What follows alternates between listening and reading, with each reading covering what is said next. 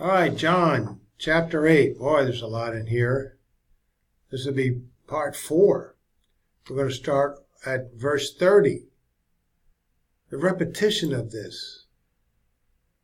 It's not overwhelming, the material. It's repeated so often, it's almost like as you read through it, you memorize it, as long as you study it first couple of times. And then, when you study and learn it, you get out in the street, byways and highways, and repeat what you've learned. How hard is that? Now, the hard part is the emotional content that's liable to be coming at you. But you're a child of the living God. Can you do anything less than the Lord did? So let's look at verse 30 on, which is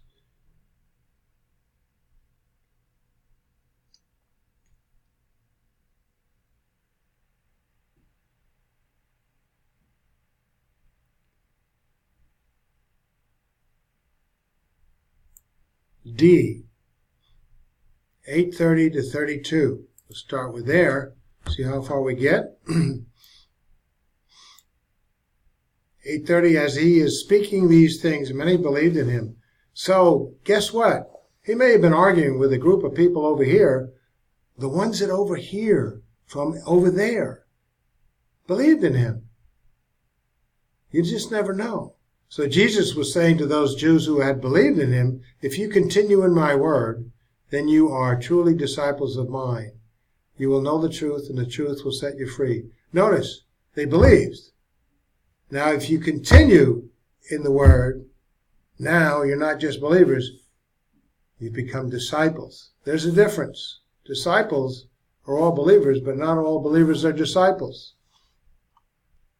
So, as Jesus was speaking of who he was, especially that he was the Son of Man who was to be lifted up on the cross, many Jews believed in him, whereupon he spoke to those Jews. If you continue in my word, then you are truly disciples of mine. You will know the truth, and the truth will set you free. I can almost see the Lord intently arguing with the Jewish rulers. And then he turns to the side, to the right or the left, and looks at the crowd and focuses on the ones that have believed in him. Somehow he got an indication, or being the Son of God knew, and he addressed them with the disciple phrase. So, as Jesus was responding to the scribes and Pharisees' hostile interrogation, many believed in him. And we see this in 8:24, John chapter 3, 1 to 16, 5:24 and 6:47, that you will not die in your sins when you believe.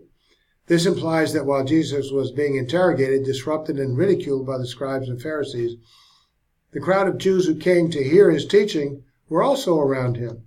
So they were hearing the same message that the scribes and Pharisees were hearing relative to Jesus' debating with the rulers about who he was. And as a result, many Jews believed in him, despite the rulers making a practice of interrupting Jesus' teaching in order to disrupt him. Has that happened to you? I keep saying, let me finish. They won't let you finish. From giving his message and confronting him in an attempt to find something he said or did that would give them cause to proceed to condemn him to death. But he gave life to those who believed in him. He risked death. Now, I don't risk death, I don't suspect, but I risk castigation, a couple of assaults at times, some harsh words, and my feelings are attacked. Just be careful to protect them, because this is truthful work. Anyway, compare John 7:28 to 31. Carry out the temple, Jesus saying, you have known me, and you have known whence I am, and I am not come of myself, but he who sent me is true, whom you have not known. And I have known him because I am with him, I am from him, and he did send me. Therefore they were seeking to take him, but no one laid hands upon him, because his hour had not yet come, risking death. But many of the multitude did believe in him, the Christ, when he may come, will he do more signs than these that this one did. The evidence is there. Just a matter of just choose to believe. So many believed him. Jesus spoke out to the entire crowd of people, but he directed his words to those Jews who had believed him, who became assured of not dying in their sins, but having eternal life. Jesus said to them, if you continue in my word, then you are truly disciples of mine, and you will know the truth, and the truth will set you free. And that's an ongoing freedom of, where am I going in this life? Eternity, eternal life. You're set free from the worries of, well, what's going to happen to me in this temporal life? Well, there's some anxiety there, but focus on the eternity. The Greek word rendered if in the NASB is followed by the Greek verb rendered you continue in the NASB. The verb is in the subjunctive mood, conveying a third-class condition if, signifying maybe you will and maybe you won't continue in Jesus' word, in which the results of truly being a disciple of Jesus and knowing the truth, and the truth then setting you free depend upon if it is true that one continues in Jesus' word. No big deal. Just open up that Bible on a regular basis, study the scriptures. Notice that the phrase rendered disciples of mine. The word disciples is defined by the context of those who believed what Jesus said relative to who he was. They believed in him for forgiveness of sins unto eternal life. But whereupon they become disciples if they were to continue to follow his teaching. Now, this is not to say that one must follow Jesus' teaching in order to be forgiven of one's sins unto eternal life. How often is that maintained? Well, what does that mean to continue in his word? 24/7?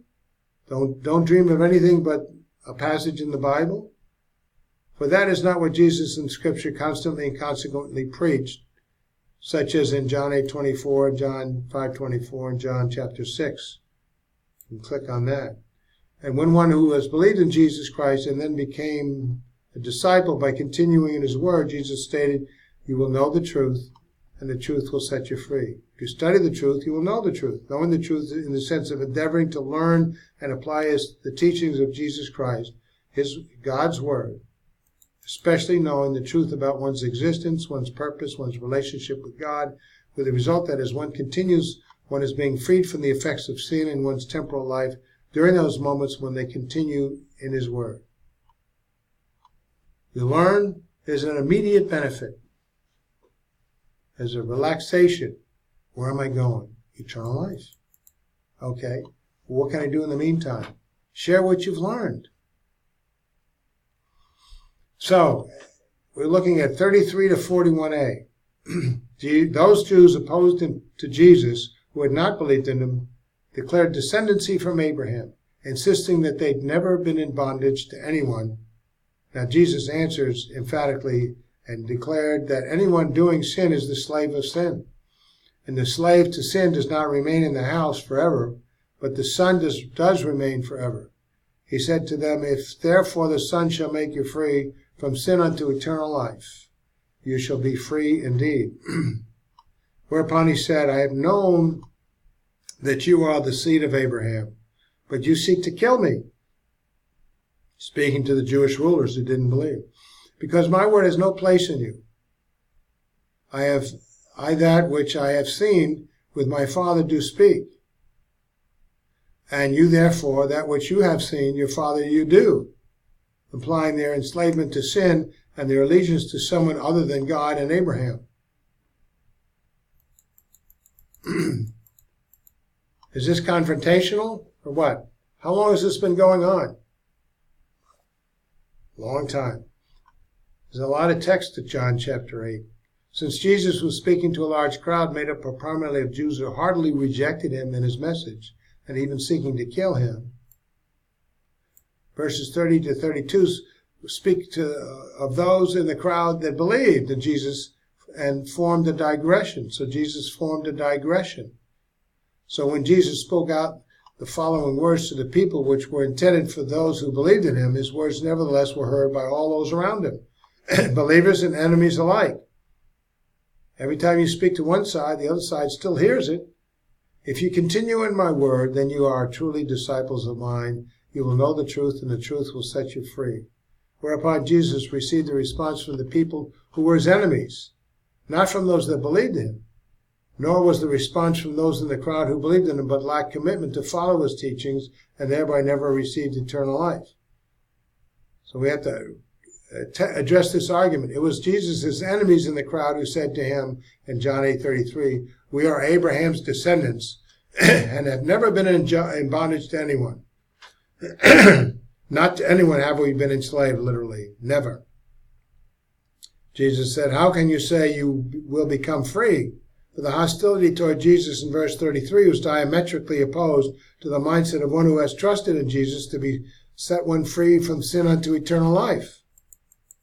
So you pay attention to the context.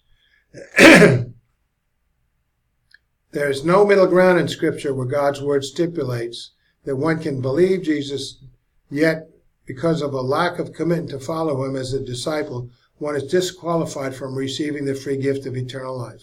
How often have I heard this? First of all, most of those who become believers do not immediately make and follow through on a commitment to follow Jesus as a disciple in the first place. For this would demand a thorough understanding of his word in order to remain in it and fulfill that commitment from the beginning. Secondly, it would be a contradiction to offer eternal life as a free gift, yet require a commitment to remain in his word as part of what it takes to have eternal life. How often have I heard that? But if this were the case, and it is not, there would have to be a 100% follow-through on that commitment. Who does that? A life virtually free from sin from the beginning in order to verify one's possession of eternal life, implying a thorough understanding of his word at the point of conversion. It's just not there.